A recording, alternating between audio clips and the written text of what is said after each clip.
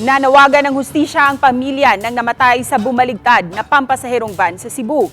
Ang kabuuang detalye sa ulat ni Nico Sereno ng GMA Regional TV, Balitang Bisdak. Si Shirley Baino ay isa sa mga nasawi sa insidente noong Sabado sa Cebu-Cordova Link Expressway. Papunta sa Cebu City ang nasabing van mula sa Lapu-Lapu City. Hindi pa matanggap ng pamilya ni Shirley ang sinapit ng biktima. Ayon sa kanyang anak, kasama ni Shirley ang 3 taong gulang na apo nang mangyari ang insidente.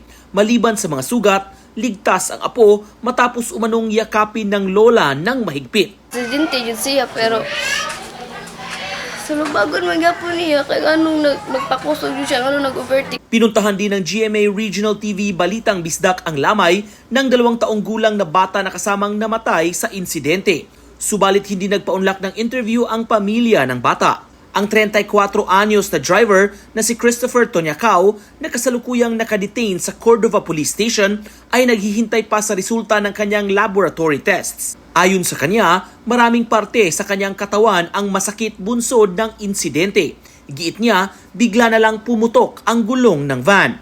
Si Tonyacao na nag-extra lang sa pagmamaneho ng van 3 beses sa isang linggo, humihingi ng kapatawaran sa nangyari. Ayaw na pasensya nga kayo, mga tuyo disgrasya mga ito, mga takong pasahilo sa itong pamilya, baka namatay ba, namatayan.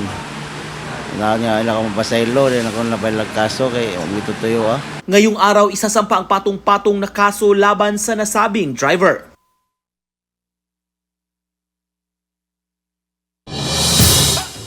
Narinig ko si tatay nanonood yun.